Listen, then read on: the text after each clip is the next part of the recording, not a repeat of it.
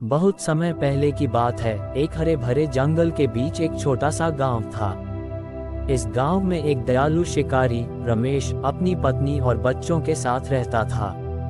रमेश अपनी भलाई और दयालुता के लिए पूरे गांव में मशहूर था।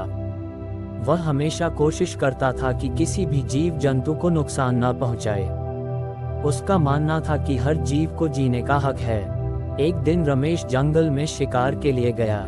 उसने अपना तीर कमान साथ लिया और जंगल की गहराइयों में प्रवेश किया। अचानक उसे एक सुंदर हरे रंग का तोता दिखा, जो पेड़ की एक डाल पर बैठा था और मीठे मीठे स्वर में चहक रहा था। रमेश ने सोचा कि यह तोता बहुत सुंदर है और इसे पकड़कर अपने बच्चों को दे दूंगा, वे बहुत खुश होंगे। रमेश धीरे धीरे तोते की तरफ बढ़ा और जैसे ही उसने अपना जाल फेंका, तोता फड़फड़ाते हुए फंस गया।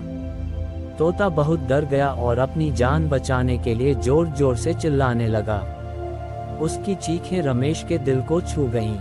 रमेश ने सोचा, मैंने तोते को पकड़ लिया, लेकिन इसे देखकर मुझे खुशी नहीं हो रही है। ये भी तो एक जीव है जिसे स्वतंत्रता का हक है। रमेश ने तुरंत तोते को जाल से बाहर निकाला और उसे अपने हाथों में लिया। तोते की आंखों में डर साफ दिखाई दे रहा था। रमेश ने तोते से कहा, डरो मत, मैं तुम्हें कोई नुकसान नहीं पहुंचाऊंगा। तुम स्वतंत्र हो, जाओ उड़ जाओ। ये कहकर उसने तोते को आजाद कर दिया।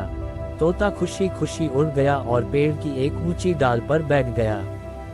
वहां से उसने रमेश को धन्यवाद कहा, तुम सचमुच दयालु हो। तुमने मुझे आजाद किया, इसके लिए मैं तुम्हारा आभारी हूँ। कुछ दिनों बाद रमेश फिर से शिकार के लिए जंगल में गया। वह रास्ते में फिसलकर एक गहरे गड्ढे में गिर गया। गड्ढा इतना गहरा था कि रमेश अपने बलबूते बाहर नहीं निकल सकता था। उसने जोर जोर से मदद के लिए चिल्लाना शुरू किया, लेकिन जंगल में कोई और नहीं था जो उसकी मदद कर सके। अचानक वही तोता जो उसने कुछ दिनों पहले आजाद किया था, वहां आ पहुंचा। उसने रमेश को गड्ढे में फंसा देखा और तुरंत अपनी सहायता के लिए बाकी पक्षियों को बुलाया। सभी पक्षियों ने मिलकर एक योजना बनाई। वे जंगल के कोने कोने से सूखी लकड़ियां और बेलें इकट्ठी करने लगे। तोते ने उन बेलों को गड्ढे के अंदर फेंका और रमेश से कहा, इन बेलों को पकड़ो और ऊपर चढ़ने की कोशिश करो। रमेश ने वैसा ही किया। उसने धीरे धीरे बेलों की मदद से ऊपर चढ़ना शुरू किया। पक्षियों ने भी अपनी चोंचों से बेलों को कसकर पकड़ रखा था ताकि वे टूटे नहीं। काफी मेहनत के बाद रमेश आखिरकार गड्ढे से बाहर आ गया। उसकी आंखों में आंसू थे और दिल में उन पक्षियों के लिए अपार कृतज्ञता थी। उसने तोते को देखा और कहा, तुम्हारे बिना मैं यहाँ से बाहर नहीं निकल पाता। तुम्हारा बहुत बहुत धन्यवाद। तोते ने मुस्कराते हुए कहा, तुमने मुझे आजाद किया था, यह मेरा फर्ज था कि मैं तुम्हारी मदद करूं। ये संसार एक दूसरे की मदद और दया पर ही टिका है। रमेश ने उस दिन ये सीख लिया कि दया और करुणा हमेशा फलती फूलती हैं। उसने वादा किया कि वह अब कभी किसी जीव को नुकसान नहीं पहुंचाएगा, चाहे वह कितना ही छोटा क्यों न हो।